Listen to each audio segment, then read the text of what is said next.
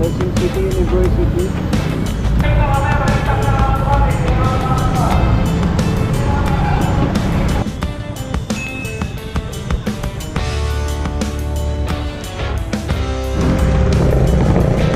So balik na kami guys sa school. Dito Caloocan Science High School.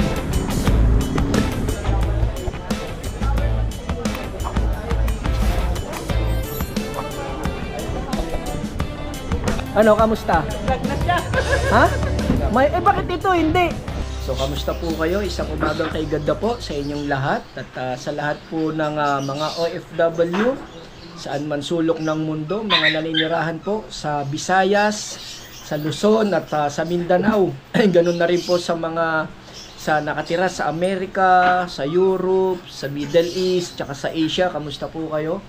Lagi po kayo mag-iingat dyan. So for today's vlog, pupunta po kami ni Kuya Arvin sa entrance exam niya sa Quezon City University sa bandang Holy Cross po yun. Then after po nun, mag-exam ulit siya sa may Caloocan South. Anong school yan, Kuya Arvin? Caloocan Science. So mag-entrance exam kasi po ay graduating po siya ng grade 12. Tapos si Bon is grade 6, graduating na rin po. And si Kirk ay graduating na rin po ng kinder. So mamaya-maya alis na rin po kami dahil 6:30 na. Kailangan 7:30 na sa school na kami. At nagluto na rin ako kanina ng ano ba to, Mi? Anong tawag dito? Yung egg na nilagyan ng tuna. Ito yung nilagay kong tuna, oh. Yung galing kay Ma'am MK, galing Japan. Tapos meron na rin nilaga. Yan. Nilagang fork. So tapos na rin po kami kumain at mag-prepare. At babiyahin na rin po kami para hindi po kami ma-traffic. At tahol na rin si Nami. Ayan, oh. Ami. Ami. So alis na po kami. At maya-maya ay tignan natin kung ano yung kaganapan sa school. Dito na kami sa school sa Quezon City University. Along ano lang to, Holy Cross. So marami nag-e-exam ng mga grade 12 going to college. Yan yung main entrance. Bumili lang ng lapis yung kasamahan ng anak ko. Ayun yung dalawa, lalakad.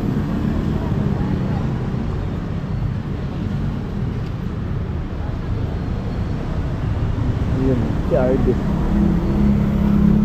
Uwi na ako, Bin. Uwi na ako. Masok ka na.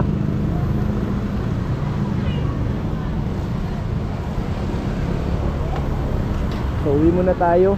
At ang tapos pa niyan is mga 10:30. So, after ng exam niya, punta naman kami ng Caloocan South. Doon naman din siya mag-e-exam. So, tara, biyahin tayo. Haba ng pila sa loob, oh.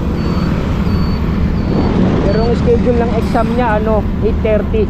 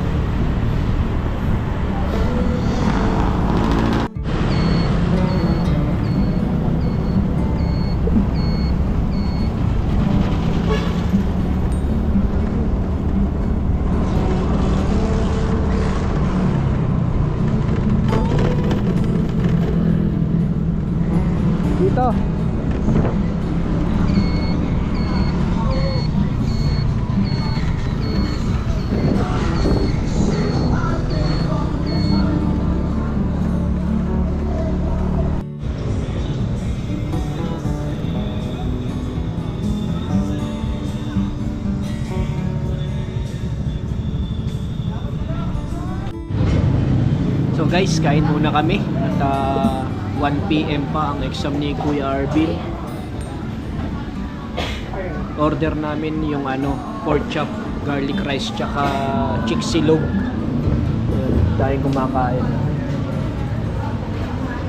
So time is 11 AM pa lang. Meron pa kaming 2 hours kaya kakain muna kami. Wait kami ng order. Niluluto pa kasi. Made to order.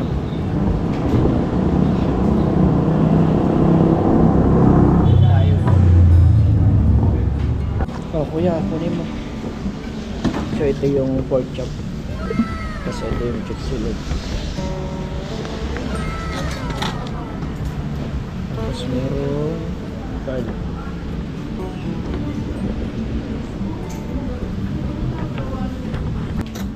Kain tayo, guys.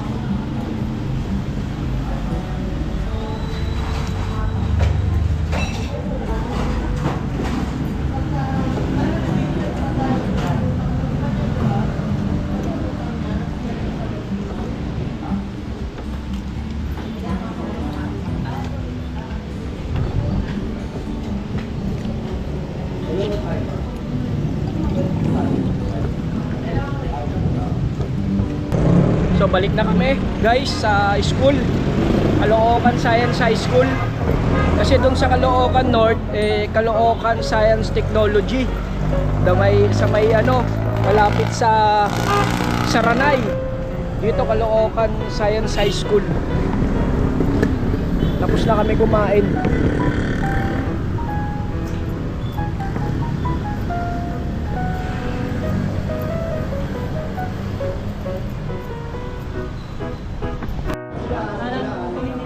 So guys, start na ng exam nila. Pinapipila na sila. Dami mag-e-exam oh. Ayan. So ito yung exam na kapag napasa nila, meron silang allowance. Then sila yung pwedeng mamili kung saang school sila pwedeng mag-aral. So yan, nandun na si Arvin sa loob. So, sana makapasa. At granted, lahat ng mga exam niya, siguro nag-exam siya ng 3 times sa iba-ibang school. Sana lahat granted para, 'di ba? Isa 'yun sa isa trophy ng isang anak natin na kapag nakapasa sa mga ganyan, at least makakatulong sa pamilya. So, sana wish ko sana mapasa nila lahat kung pwede lang. Ayan. Nandun na si Arvin sa loob. So hihintayin ko siya rito. Start siya ng 1. So siguro mga 3 or 4. So tapos na. Tapos uwi na kami ng Caloocan North. Kasi nasa Caloocan South kami. Dito sa Caloocan Science High School. So hintayin ko na lang guys.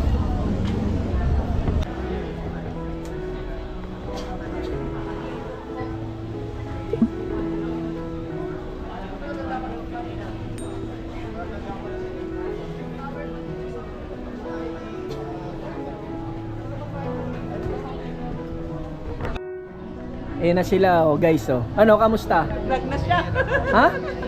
Bakit ito hindi? Fine daw siya, fine. Ano ba magkaiba ba kayo ng exam? Ayan yung panganay ko te. O di ba hindi ko amukha?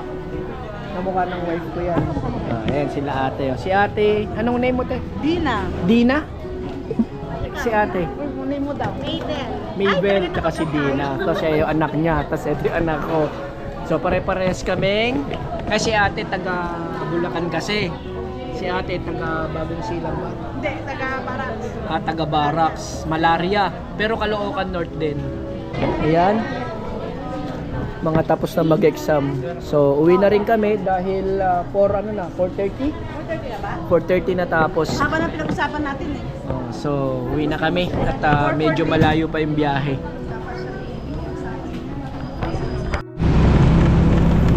So uwi na kami guys at tapos na ang exam ni Kuya Arvin. So 4:30 natapos, baka makarating kami sa bahay ng 5:30 or 6. Depende, Sunday naman hindi traffic. Dito na kami sa LRT Monumento. Malapit lang sa to, si Monumento.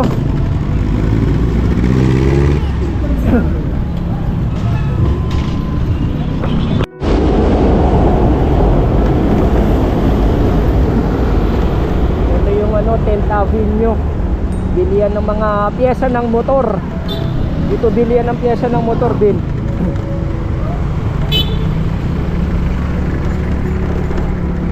Mga sarado na.